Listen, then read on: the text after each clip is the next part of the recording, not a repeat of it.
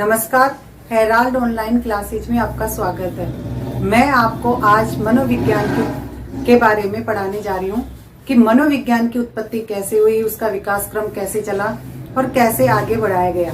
तो आज हम मनोविज्ञान के बारे में पढ़ने जा रहे हैं। तो आज देखिए मनोविज्ञान।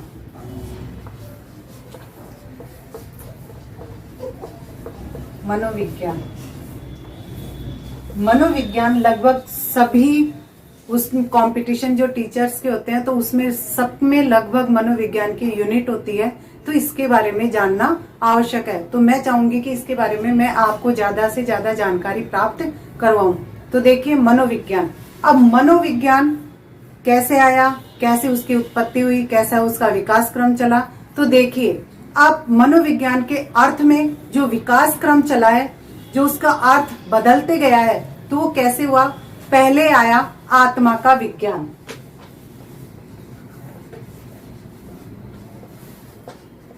आत्मा का विज्ञान। अब आत्मा का विज्ञान सबसे पहले लेकर आए थे अरस्तु।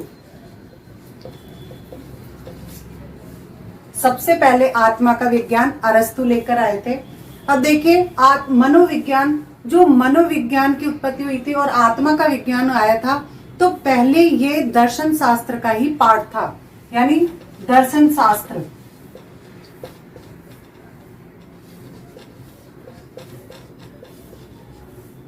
दर्शन शास्त्र का ही एक पार्ट था, इसीलिए ये दर्शन शास्त्र के विषय से ही इसको निकालकर इसको आत्मा का विज्ञान नाम दिया गया था। और ये देने वाले अरस्तु थे। तो अरस्तु ने आत्मा का विज्ञान, मनोविज्ञान को दर्शन शास्त्र से निकालकर आत्मा का विज्ञान नाम दिया गया।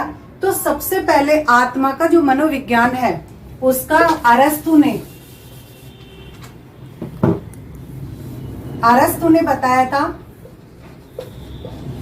अंतर्दर्शन,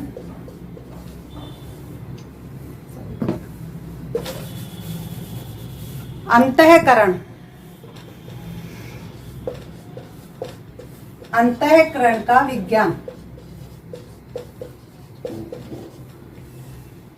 अरस्तु ने इसको सबसे पहले अंतःकरण का विज्ञान बताया, अंतःकरण नाम दिया गया था।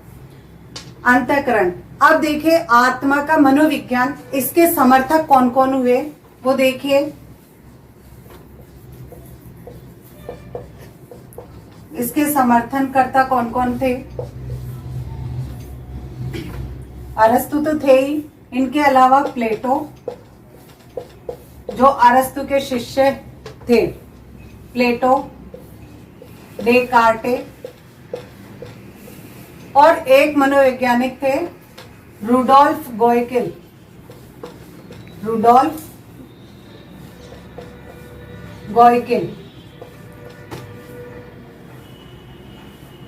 इन्होंने, प्लेटो, डेकार्टे, अरस्तु, रुडोल्फ गोएकिल, इन्होंने मनोविज्ञान को आत्मा का विज्ञान कहा है। यानी क्वेश्चन आता है कि आत्मा का विज्ञान के प्रवर्तक कौन कौन थे या समर्थनकर्ता कौन कौन थे, तो उसमें अरस्तु, प्लेटो, डेकार्टे और रुडोल्फ गोएकिल प्रमुख थे। अब देखिए रुडोल्फ गोएकिल, जो ये रुडोल्फ गोएकिल है, इन्होंने एक पुस्तक लिखी थी साइकोलॉजिया।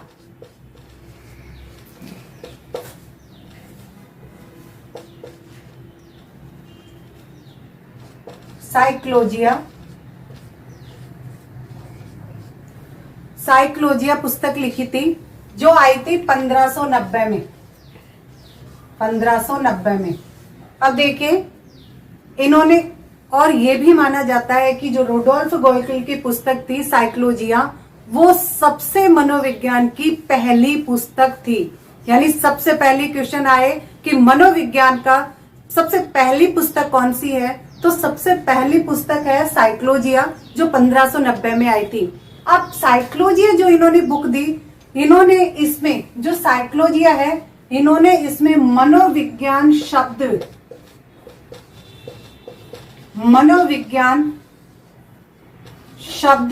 को दिया था। कि क्वेश्चन आता है कि जो मनोविज्ञान शब्द की उत्पत्ति कहाँ से हुई, कैसे हुई, किसने दिया। तो किसने दिया? रुडोल्फ गोएकिल ने। अपनी पुस्तक, जो सबसे पहली पुस्तक थी साइकोलॉजी की, साइकोलॉजिया, और उसमें मनोविज्ञान शब्द को दिया गया। ठीक है, तो यानी ये ध्यान रखना कि मनोविज्ञान शब्द की उत्पत्ति रुडोल्फ गोयकेल ने अपनी पुस्तक में दी थी, लेकिन आत्मा का विज्ञान यानी जो सबसे पहले लेकर आए थे वो अरस्तु लेकर आए थे। ठीक है, अब आगे देखिए,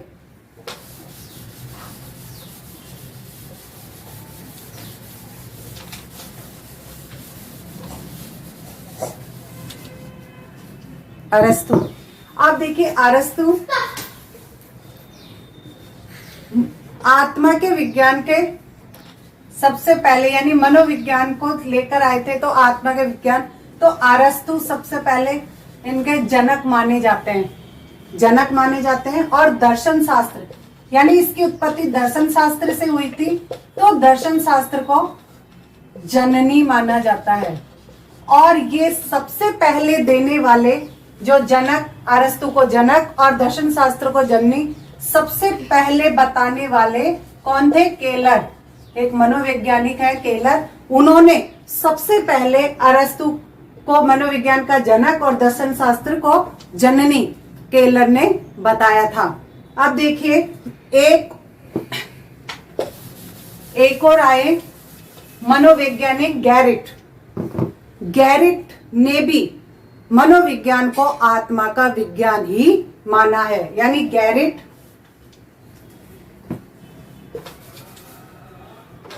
आए थे। अब देखिए गैरिट ने मनोविज्ञान यानी साइकोलॉजी शब्द का विभाजन किया था। सबसे पहले साइकोलॉजी का विभाजन गैरिट ने किया था। वो देखिए कैसे,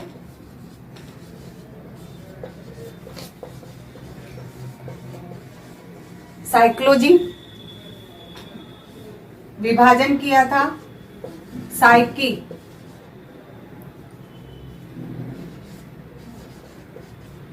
और लोगस। साइकी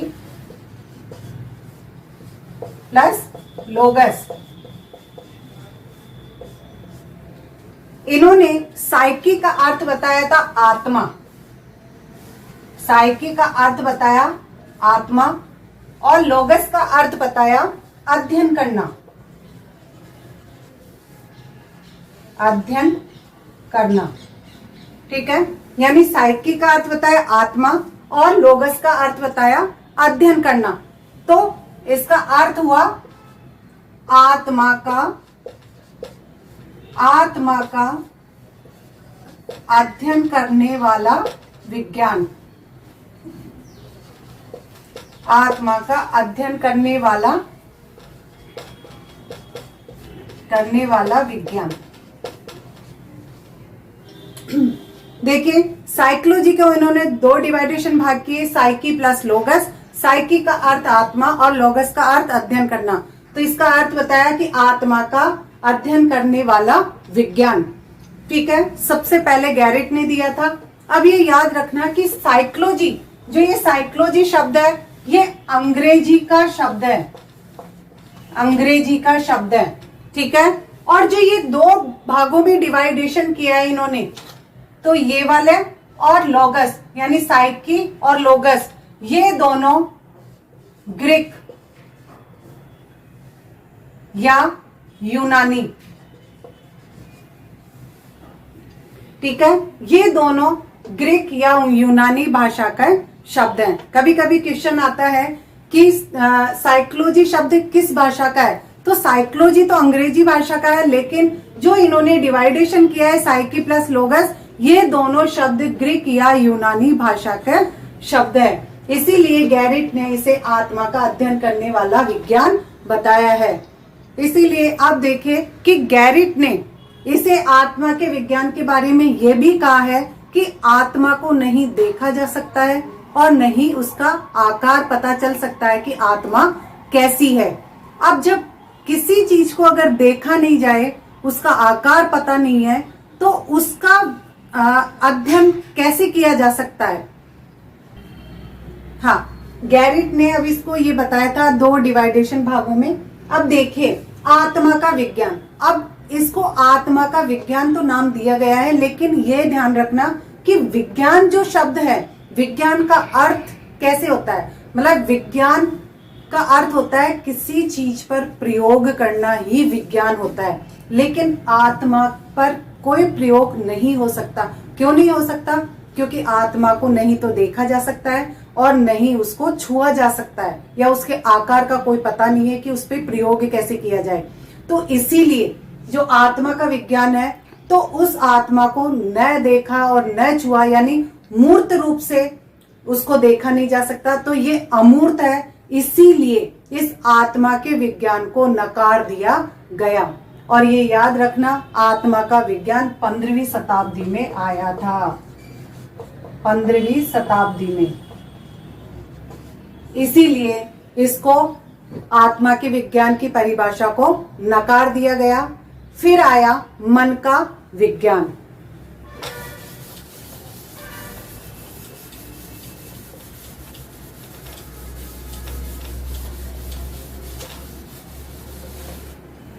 सेकंड है मन का विज्ञान।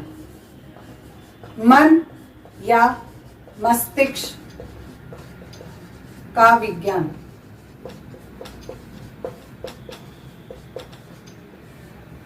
मन या मस्तिष्क का विज्ञान।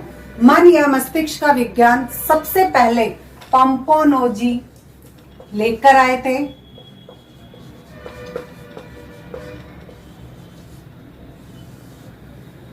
पंपोनोजी सबसे पहले मन या मस्तिष्क का विज्ञान लेकर आए थे। ये पंपोनोजी इटली के थे। पंपोनोजी इटली के थे। ये सबसे पहले मन या मस्तिष्क का विज्ञान लेकर आए थे। ठीक है। अब इसके समर्थनकर्ता और कौन कौन थे, यानी जो समर्थन करता है, समर्थनकर्ता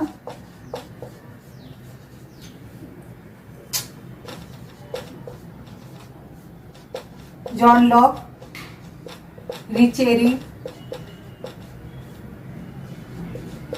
और थॉमस रीड।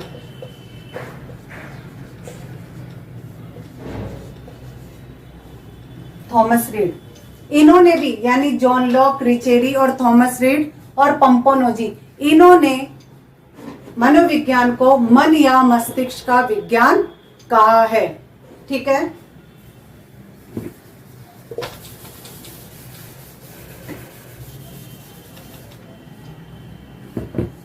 अब आत्मा के विज्ञान में मैंने कहा था कि गैरिट ने साइकोलॉजी को 2 भागों में विभाजित, यानी उसका वर्गीकरण करना बताया है। लेकिन याद रखना, पंपोनोजी भी ऐसे मनोवैज्ञानिक थे जिन्होंने मनोविज्ञान यानी साइकोलॉजी का विभाजन किया था। ये 2 ही ऐसे मनोवैज्ञानिक हैं, गैरिट और पंपोनोजी, जिन्होंने साइकोलॉजी का विभाजन किया था। इनके अलावा किसी ने भी इसका विभाजन नहीं किया। तो पंपोनोजी ने भी साइकोलॉजी का विभाजन किया था। साइकोलॉजी, इसका विभाजन किया था साइकी, दिया तो वही था, साइकी प्लस लोगस। सिर्फ अंतर क्या था कि गैरिट ने साइकी का अर्थ बताया था आत्मा और लोगस का अध्ययन करना, लेकिन पंपोनोजी ने साइकी का अर्थ बताया है मन, मन या मस्तिष्क, और लोगस का अर्थ बताया है अध्ययन करना, अध्ययन करना। तो इसका अर्थ हुआ मन या मस्तिष्क का अध्ययन करने वाला विज्ञान। यानी गैरिट ने जब इसका विभाजन किया था तो इसका यहाँ पे साइकी का अर्थ उन्होंने आत्मा बताया था, लेकिन याद रखिए पंपोनोजी ने साइकी का अर्थ मन या मस्तिष्क बताया और लोगस का स्टडी वही बताया, अध्ययन करना। तो इसीलिए पंपोनोजी ने मनोविज्ञान को नाम दिया मन या मस्तिष्क का अध्ययन करने वाला विज्ञान। उन्होंने कहा कि मन और मस्तिष्क के द्वारा ही मनोविज्ञान यानी व्यक्ति के बारे में जानकारी प्राप्त हो सकती है। क्योंकि जब व्यक्ति का अध्ययन किया जाता है तो मस्तिष्क के द्वारा ही, जो मानसिक प्रक्रियाओं के द्वारा ही उस व्यक्ति के जो भी क्रियाएं होती है वो मस्तिष्क के द्वारा होती है, मन के द्वारा होती है। इसीलिए उनके द्वारा ही व्यक्ति का अध्ययन किया जा सकता है। उन्होंने कहा है कि जो अपनी पांचों इंद्रियां हैं उनके द्वारा जो ज्ञान प्राप्त होता है वो सबसे पहले मस्तिष्क में जाता है। मस्तिष्क के वो ज्ञान मस्तिष्क को प्रदान करता है और उसके द्वारा ही मानव क्रियाएं करता है। इसीलिए इन्होंने कहा है कि मनोविज्ञान मन या मस्तिष्क का विज्ञान है। अब देखिए कि मन और मस्तिष्क ये भी ऐसी चीज है कि इनको नहीं तो देखा जा सकता है। कि अगर विज्ञान कहा है तो विज्ञान का अर्थ होता है प्रयोग करना। तो मन और मस्तिष्क को जब देखा नहीं जा सकता, उसको छुआ नहीं जा सकता, तो इसीलिए इसके भी ऊपर प्रयोग करना कठिन है। इसीलिए इस परिभाषा को भी नकार दिया गया, जो आई थी 16वीं शताब्दी में। 16वीं शताब्दी में, ठीक है, ये परिभाषा 16वीं शताब्दी में आई थी। तो इसीलिए इसको भी, इस परिभाषा को भी, यानी मन और मस्तिष्क के विज्ञान की परिभाषा को भी नकार दिया गया।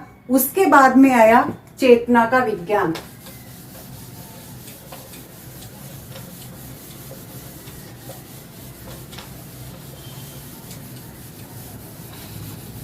तीसरा आया चेतना का विज्ञान।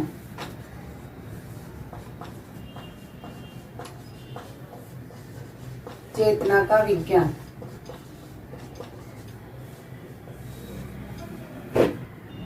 चेतना का विज्ञान चेतना का विज्ञान आया 18वीं शताब्दी में।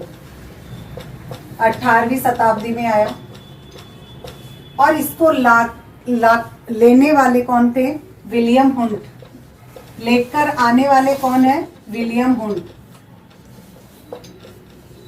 इन्होंने ही सबसे पहले मनोविज्ञान यानी चेतना का विज्ञान लेकर आए थे, ठीक है, जो जर्मनी के थे।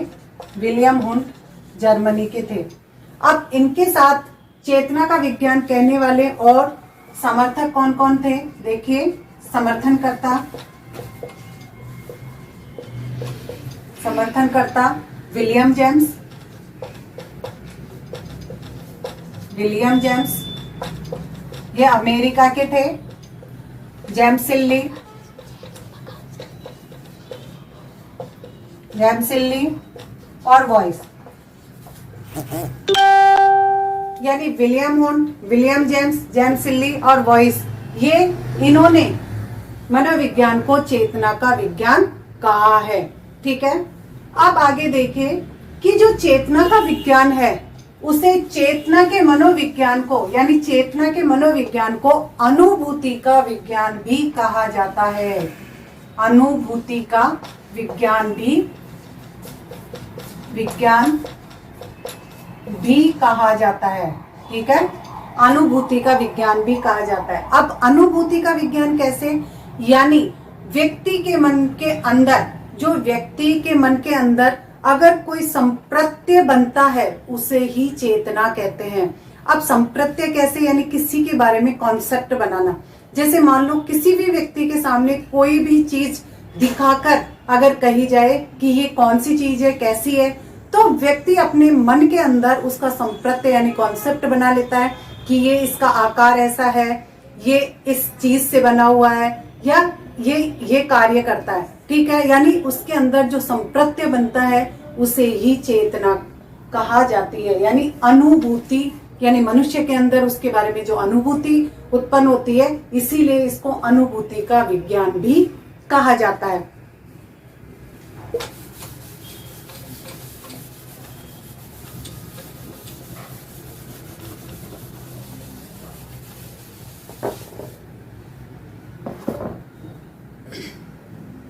अब चेतना का विज्ञान, इसके बारे में एक लाइन और कही गई है कि मानसिक स्थिति की आंतरिक रूप ही चेतना है। यानी मानसिक स्थिति का जो आंतरिक रूप है, जो मानसिक प्रक्रियाएं होती है, तो उसका जो आंतरिक रूप है वो ही चेतना होती है। अब देखिए, इन्होंने, विलियम हुंट ने ये भी कहा है कि जो अपनी पांचों इंद्रियां है, जो पांचों इंद्रियां अपने ज्ञान प्राप्त जो प्रदान करती है, जो पांचों इंद्रियों के द्वारा जो ज्ञान प्रदान होता है उसे वो किसको देती है? संवेदना। संवेदना, संवेदना को देती है। जो यानी पांचों इंद्रियों का ज्ञान, जो ज्ञान प्रदान करती है उसे संवेदना। तो याद रखना, चेतना का विज्ञान या संवेदना भी वही चीज है। जो व्यक्ति के अंदर संवेदना होती है वही चेतना है। इसीलिए इंद्रियों का जो प्रथम ज्ञान उसे ही संवेदना कहा जाता है। ठीक है, अब इसमें आगे देखिए कि जो विलियम हुंट है, इन्होंने मनोविज्ञान की सबसे पहली प्रयोगशाला बनाई थी। याद रखना, मनोविज्ञान की सबसे पहली प्रयोगशाला विलियम हुंट ने बनाई थी, जो थी लिप्जिंग नगर, लिप्जिंग नगर में। लिप्जिंग है जर्मनी में। लिप्जिंग नगर के यानी जर्मनी में है, तो लिप्जिंग नगर के लिप्जिंग विश्वविद्यालय यानी उस विश्वविद्यालय का नाम भी लिप्जिंग था। तो उन्होंने उसमें सबसे मनोविज्ञान की पहली प्रयोगशाला बनाई थी, जो आज वर्तमान में उस लिप्जिंग विश्वविद्यालय का नाम है कार्ल मार्क्स विश्वविद्यालय। यानी जब उन्होंने पहली प्रयोगशाला बनाई थी तब उसका नाम था लिप्जिंग विश्वविद्यालय, और आज जो वर्तमान में नाम है कार्ल मार्क्स विश्वविद्यालय। अब देखिए, ये जो प्रयोगशाला बनाई गई थी ये 1879 में बनाई गई थी। तो इन्होंने जो पहली प्रयोगशाला बनाई थी तो इसमें इन्होंने चेतना का विज्ञान इसमें अध्ययन किया था कि व्यक्ति में चेतना का विज्ञान किस लिए कहा जाता है, कैसे होता है, व्यक्ति में संवेदना कैसी होती है, तो इस पे प्रयोग किया था। ठीक है, अब देखिए कि जो इस पहली जो प्रयोगशाला थी, तो इस प्रयोगशाला में उन्होंने जिस विधि का प्रयोग, जिस विधि के द्वारा उन्होंने प्रयोग किया, उस विधि का नाम था अंतर्दर्शन विधि। अंतर्दर्शन विधि यानी जो प्रयोगशाला बनाई गई थी, तो उस प्रयोगशाला में अंतर्दर्शन विधि के द्वारा कार्य किया गया था। तो याद रखिएगा, अंतर्दर्शन विधि के जनक भी यानी इसके जनक भी विलियम हुंट है। यानी जो अंतर्दर्शन विधि के जनक कौन है? विलियम हुंट है। इन्होंने इस प्रयोगशाला में, अब ये याद रखना कि इस प्रयोगशाला में जिस पर भी अध्ययन किया वो किशोर किशोरियों पर किया गया था। अब किशोर किशोरियों पर ये क्यों किया गया? क्योंकि किशोर किशोरियों के जो सबसे ज्यादा चेतना होती है वो किशोर और किशोरियों पर ही होती है। इसीलिए उन्होंने किशोर और किशोरियों पर इसका अध्ययन किया था।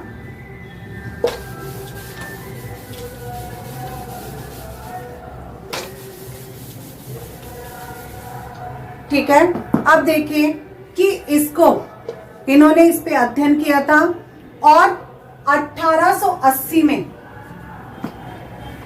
विलियम हुंट ने 1880 में इन्होंने विलियम हुंट ने 1880 में मनोविज्ञान को एक स्वतंत्र विषय का दर्जा भी दिया था। यानी मनोविज्ञान को स्वतंत्र विषय का दर्जा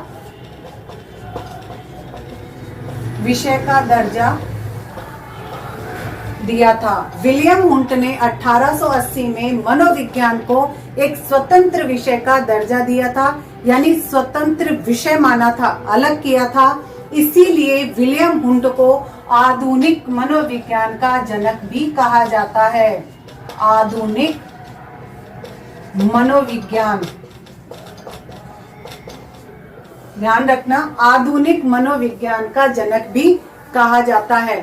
ठीक है, विलियम हुंट ने कहा था,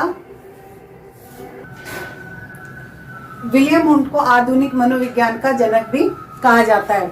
अब देखिए कि जो ये चेतना का विज्ञान है उसे भी, यानी इस परिभाषा को भी नकार दिया गया। क्यों नकार दिया गया? क्योंकि चेतना को भी देखा नहीं जा सकता, यानी चेतना जो होती है मनुष्य के उसमें शरीर में, तो उसको देखा नहीं जा सकता, ये भी अमूर्त है, इसीलिए इस परिभाषा को भी नकार दिया गया। एक मनोवैज्ञानिक है William McDougall. William McDougall, William McDougall ने अपनी पुस्तक outline of psychology, outline of psychology, यानी मैकडूगल की पुस्तक आई थी आउटलाइन ऑफ साइकोलॉजी। आउटलाइन ये कब आई थी? 1908 में। तो ये जब पुस्तक आई थी तो मैकडूगल ने चेतना शब्द, यानी जो चेतना शब्द है, चेतना शब्द, जो ये चेतना शब्द है, इसको सबसे बुरा शब्द कहा था। ठीक है, मैकडूगल ने चेतना शब्द को सबसे बुरा शब्द कहा था, इसीलिए चेतना का विज्ञान की परिभाषा को भी नकार दिया गया और उसके बाद आया व्यवहार का विज्ञान।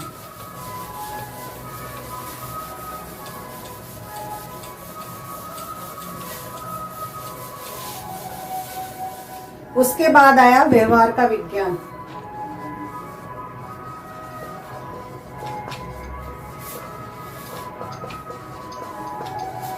व्यवहार का विज्ञान, व्यवहार का विज्ञान, इसको लाने वाले थे जेबी वॉटसन।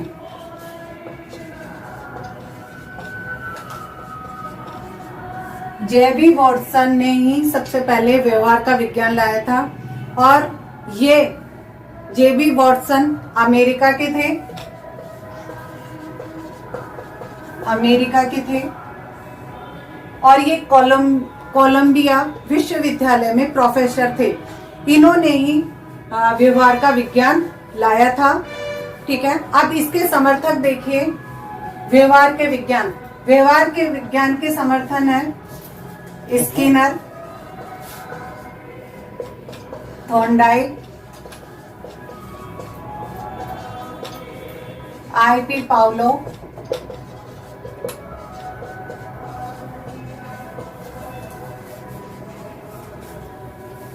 कोहलर,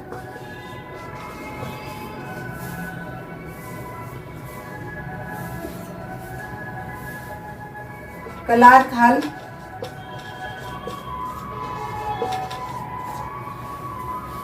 व्यवहार विज्ञान, व्यवहार के विज्ञान के समर्थक Skinner, Thorndike, IP Pavlov, Kohler, Clark Hull और जेबी वॉटसन थे।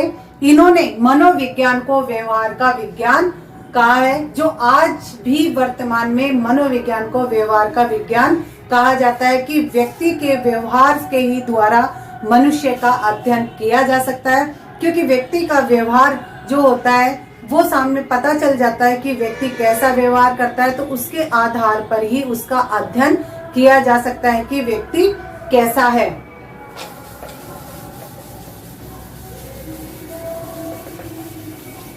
अब जो जेबी वॉटसन थे, जेबी वॉटसन, इनकी पुस्तक आई थी व्यवहारवाद।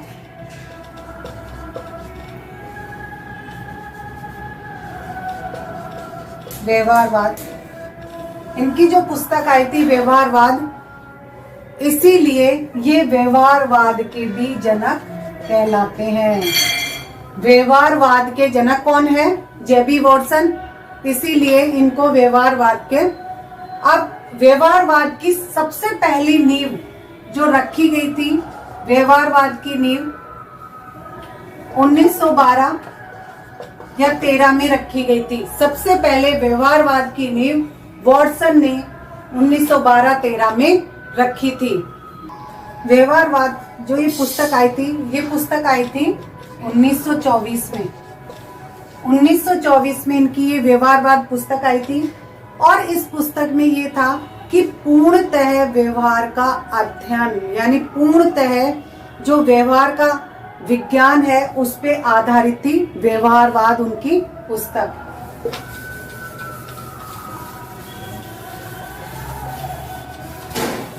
ठीक है, अब ये याद रखना, जो विलियम मैकडूगल है, विलियम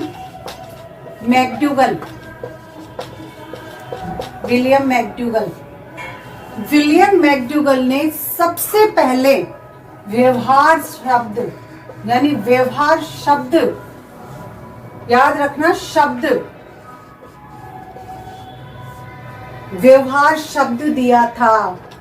ठीक है, यानी व्यवहारवाद के जनक कौन है? जेबी वॉटसन है, लेकिन व्यवहार शब्द सबसे पहले दिया था मैकडूगल ने। उनकी जब पुस्तक आई थी 1908 में, 1908 में उनकी पुस्तक आई थी, कौन सी? आउटलाइन ऑफ साइकोलॉजी,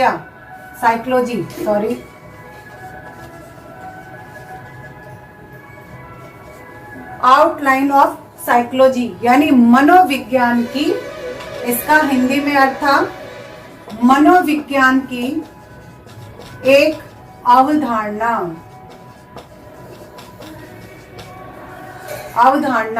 यानी आउटलाइन ऑफ साइकोलॉजी, इसका हिंदी अर्थ था मनोविज्ञान की एक अवधारणा।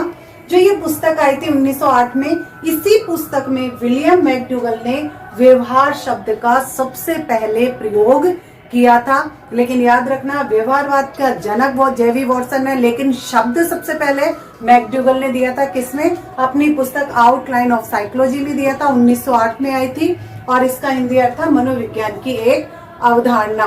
ठीक है, इसीलिए व्यवहार का अर्थ बताया गया है कि मानसिक स्थिति का बाह्य रूप और हमारे द्वारा की जाने वाली बाह्य क्रियाओं के द्वारा मनुष्य का अध्ययन किया जाता है। ठीक है, आगे देखिए, जो आज वर्तमान में भी व्यवहार का विज्ञान ही है।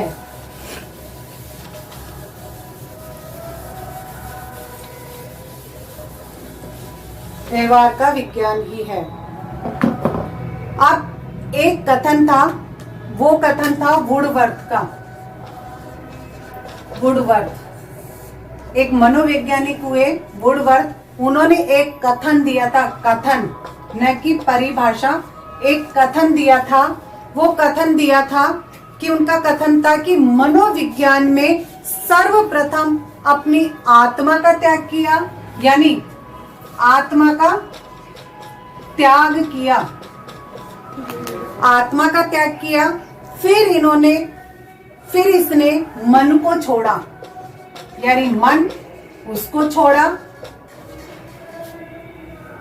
उसके बाद चेतना खोई,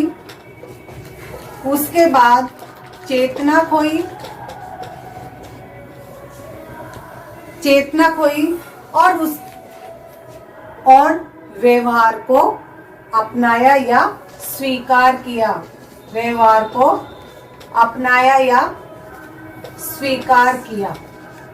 ठीक है, यानी वुडवर्थ का एक कथन आया था कि मनोविज्ञान में सबसे पहले अपने आत्मा का त्याग किया, फिर मन को छोड़ा, फिर चेतना खोई और व्यवहार को स्वीकार किया। ये वुडवर्थ का कथन था। ठीक है, ये याद रखना। आगे देखिए कि एक बात और नोट करके रखना कि मनोविज्ञान, जो मनोविज्ञान है वो विधायक है या नियामक। मनोविज्ञान विधायक है या नियामक। अब मनोविज्ञान विधायक, अब विधायक क्या होता है कि जो विषय, यानी जो विज्ञान जो का त्यों, जिस विज्ञान में जो का त्यों अध्ययन किया जाता है वो विधायक होता है, और जिस विज्ञान में नियामक यानी अर्थ में परिवर्तन हो जाता है, यानी परिवर्तन या कोई संशोधन किया जाता है, उसे नियामक कहते हैं। इसीलिए मनोविज्ञान विधायक और नियामक दोनों ही है। ठीक है, बस आज इतना ही। अगली क्लास में पढ़ेंगे। Thank you.